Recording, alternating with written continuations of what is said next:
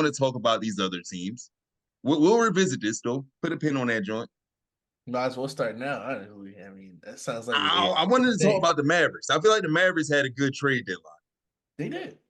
They I did. want to do that. Okay. I ain't gonna get to the whole Celtics Knicks thing yet. We're gonna save that though. But I think to pick up a Daniel Gafford, especially since they didn't have to give out too much like Davis Bertans, some player whose name I can't pronounce, and a draft pick, to get a quality big man who's high energy, to run the floor, to finish. He's going to be a great lob threat for Luka. I just think that was a great move. And I also think getting rid of the husky, powerless forward that can't rebound, Grant Williams, for PJ Washington, who's a pretty quality stretch four, actually a better rebounder, can shoot just as well, can actually put the ball on the floor better and create his own shot.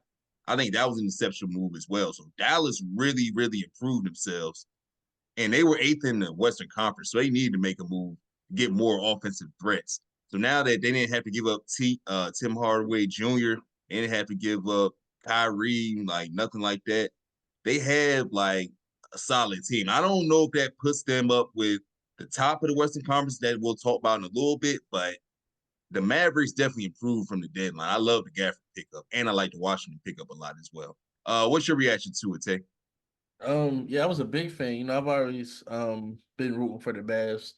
I think this is a very big move, especially PJ Washington. I think they needed someone else that can create their own shot. Like a lot of people don't know, aren't familiar with PJ Washington, which I understand. He played for the Hornets.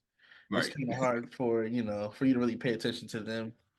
I don't know if they have 10 wins yet, so I get it. But PJ Washington is a versatile scorer. You can actually give him the ball and rely on some points. Like he can create for himself, he can shoot the three, he shoots mid ranges, he can take it in. Like he's pretty versatile on offense and Post up, whatnot. yeah.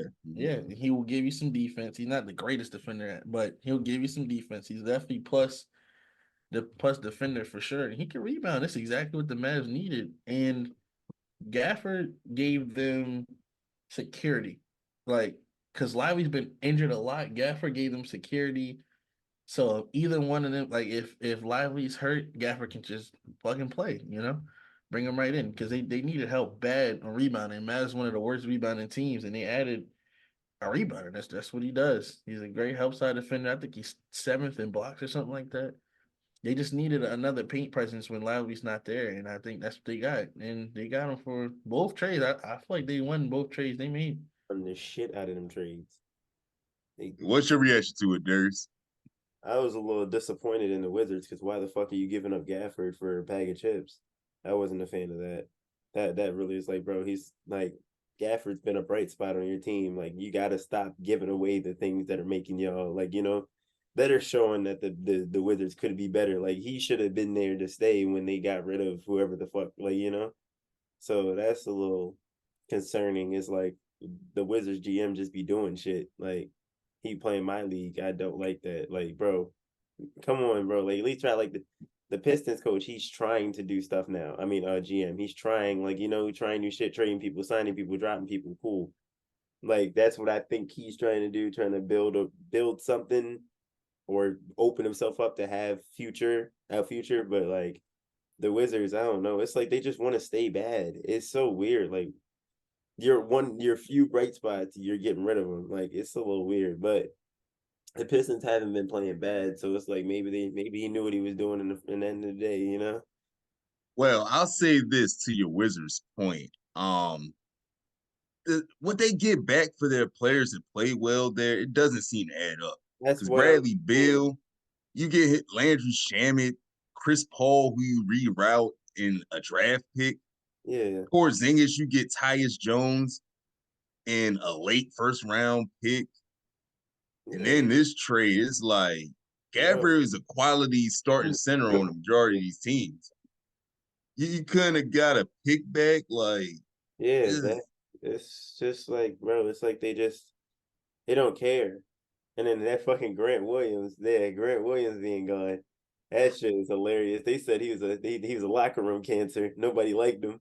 He changed his shoes. He used to wear Luca's. Then he started wearing Tatum's. I was like, what? Who the fuck cares? First of all, like me personally, I don't give a fuck. They're both with Jordan. Good job, bro. Like, you know, like Luka, you're not supposed to be hating. But then they pulled out this clip of Kyrie side-eyeing him while he was talking on the bench. That was in the preseason. You know what's funny about that particular video? Because we told Mavericks fans, like, yo, y'all ain't gonna like this guy. And, oh, you're hating. He's a stretch forward, 3-and-D. Like, nah, that ain't the case, man. And then So what happened was it was a Celtics fan. He literally was like, yo, I give it like 2 years before Kyrie wants Grant out of there.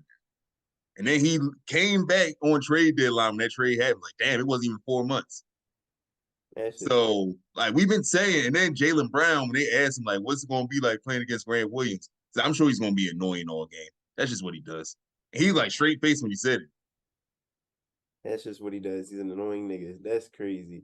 Yeah, they asked him that pregame, and then he tried shooting a half-court shot, and Tatum like ran up on him. It was like end of the quarter type shit. Yeah. He ran up and blocked that shit and told him, get that shit out of here. Weak ass shit out of here. Yeah, walked off. So I'm like, yeah, like niggas do not fuck with Grant in the locker rooms. So I'm like, how's he the vice president of the NBA Players Association? Yo? Yeah, bro. Like, yo, but niggas is hating because he's one of those players. Like, niggas don't like Chris Paul either. Like, Chris Paul. He put in that 65 game rule. He was a part of that shit. Him and CJ McCollum drew that shit up. Yeah. But you know, nigga, he just like Chris Paul. Chris Paul, niggas don't like Chris Paul. Like, you know what I mean? Chris Paul. Yeah, I don't like Chris Paul. I used to back in the Hornets, when he used to dunk and shit. Like, you know, he's so small.